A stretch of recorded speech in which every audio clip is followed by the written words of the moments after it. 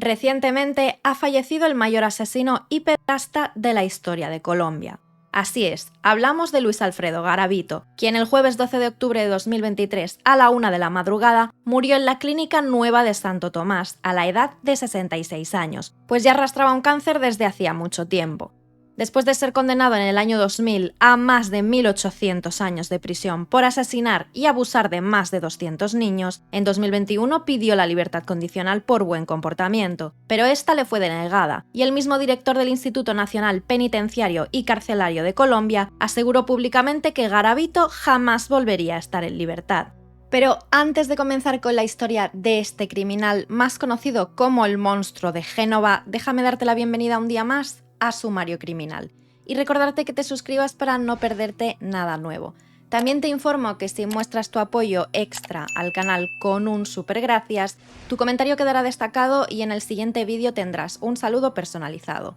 Ahora sí, comencemos con el caso de Luis Alfredo Garavito.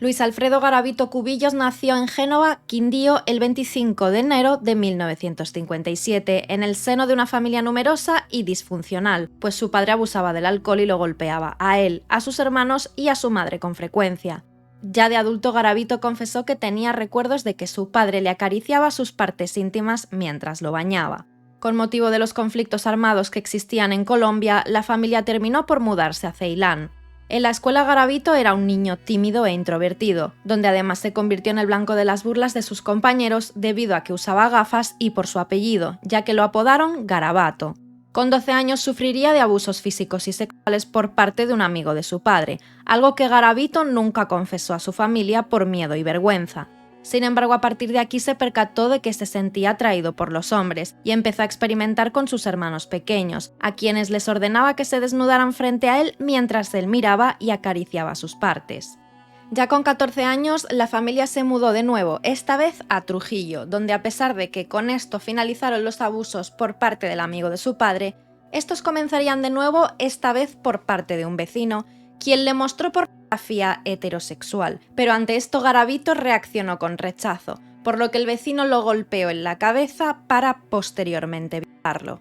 Estas vivencias dejaron a Garavito mermado y confuso en lo que a su sexualidad se refería, por lo que intentó mantener relaciones con mujeres sin éxito, ya que no conseguía tener una erección ni eyacular adecuadamente. Corría el año 1972, Garavito tenía 15 años y ya contaba con una fuerte adicción al alcohol. En ese mismo año su madre lo sorprendió intentando abusar de un niño de 5 años, por lo que lo echó temporalmente de casa. Poco después volvió, pero tan solo un año más tarde fue detenido por intentar abusar de un niño de 6 años en la estación de tren de Bogotá, donde el niño gritó y alertó a las autoridades. A partir de aquí su padre le reprendería constantemente por no gustarle las mujeres y por su inclinación sexual hacia los niños, por lo que finalmente lo echó definitivamente de casa. Mientras pasaba por varios trabajos donde solían despedirlo por ser una persona indisciplinada, llegando a golpear a algunos de sus jefes, Garavito estableció varias relaciones de noviazgo con mujeres, a las que sometía a malos tratos físicos cada vez que se emborrachaba, donde además insistía en mantener relaciones sexuales con ellas, pero sin éxito alguno debido a su disfunción eréctil. A sus 21 años comenzó a mostrar síntomas depresivos y paranoicos, aunque tenía una predilección casi exclusiva por los niños púberes, es decir, muchachos entre los 8 y los 13 años de edad. Pero a menudo tenía pensamientos de acabar con su vida, por lo que buscó ayuda y comenzó a asistir a reuniones de alcohólicos anónimos. También se bautizó como protestante y se trasladó a la ciudad de Armenia, donde consiguió un nuevo trabajo y asistió a un psiquiatra. Pero al caer la noche, Garavito seguía emborrachándose e iba a un parque donde pagaba los favores sexuales de menores de edad. Así permaneció por varios años, pero se dio cuenta que cuanto más violentos eran sus abusos, más satisfacción sexual encontraba, por lo que en 1992 Garavito pasa de ser un pederasta a ser un asesino serial, siendo su primera víctima un niño al que acuchilló mientras violaba. A partir de aquí, Garavito abordaría a más de 200 niños de Colombia y Ecuador, en su mayoría vulnerables y en situación de calle, a los que prometía dinero a cambio de algún trabajo puntual, pero sin embargo, todos ellos se convertirían en víctimas de sus malos tratos, abusos y posterior asesinato. Además, Garavito documentaba todos sus crímenes en una libreta azul, donde anotaba las edades y nombres de sus víctimas. Posteriormente demostraría una gran memoria fotográfica al acordarse de la ropa que llevaban sus víctimas el día de los hechos, así como cuándo y dónde los había enterrado. Transcurrieron 7 años hasta que en 1999 las autoridades colombianas ya llevaban algún tiempo investigando varios hallazgos de huesos que pertenecían a niños. En los lugares de los hallazgos la mayoría de las veces se encontraban unas particulares huellas de pisadas, así como colillas de cigarrillo y un licor de una marca muy específica, pues Garavito fumaba y bebía compulsivamente cuando retenía a sus víctimas y perpetraba los crímenes. Además padecía una leve cojera, por lo que aquellas huellas encontradas tenían una característica especial que las hacía diferenciarse de otras. En uno de sus crímenes, Garavito se quedó dormido con un cigarrillo en la mano después de perpetrar el abominable acto de abusar y asesinar a su víctima, por lo que provocó un incendio en una zona rural. Al sentir que uno de sus brazos ardía en llamas, se despertó apresuradamente y huyó, por lo que dejó varias pistas en el lugar de los hechos, como su característica botella de licor y sus gafas, además de sus huellas de pisadas.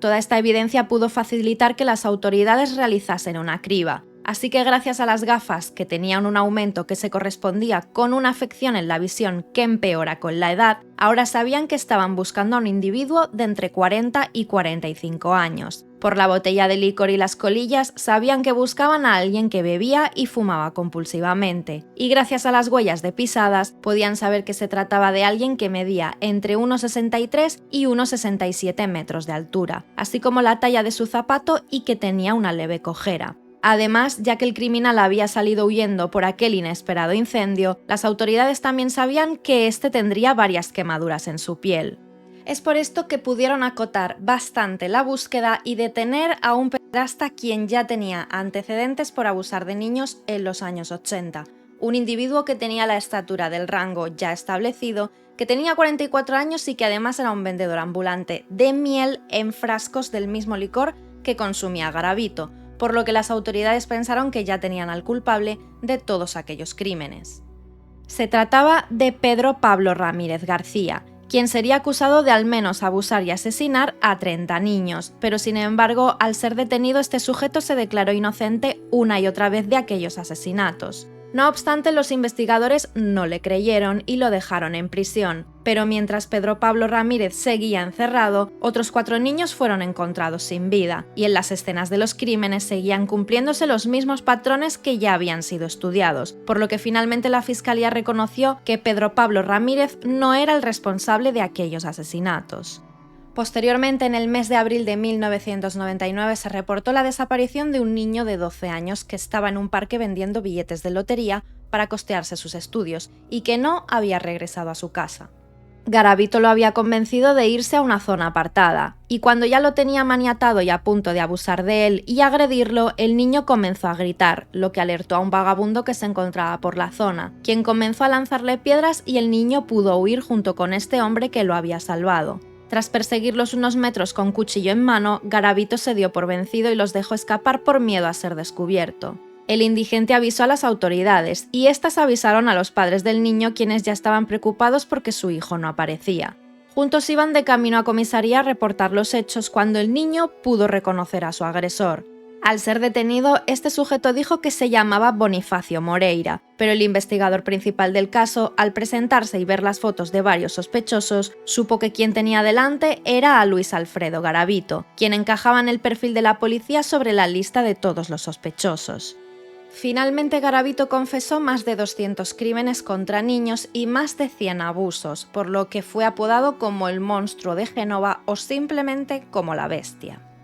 Durante el juicio pidió perdón por todo el daño que había podido causar, tanto a sus víctimas como a los familiares, y alegó que creía estar poseído por fuerzas superiores durante los momentos en los que cometía sus crímenes, y también explicó la dura infancia que había tenido, como si eso pudiera justificar sus actos. No obstante, fue sentenciado a 1.853 años de prisión por el conjunto de al menos 170 asesinatos y abusos a niños, pero esa pena fue reducida a 40 años, ya que ese es el máximo que un preso puede estar en prisión en Colombia, pues el Código Penal en dicho país no contempla ni la cadena perpetua ni la pena capital. Es por esto que este año 2023 Garavito podía solicitar el seguir cumpliendo su condena bajo arresto domiciliario. Sin embargo, el destino, caprichoso como ya sabemos, ha decidido que finalmente el peor asesino en serie y violador de menores en la historia de Colombia terminase sus días tras las rejas, algo que gran parte de la comunidad está celebrando como justicia divina.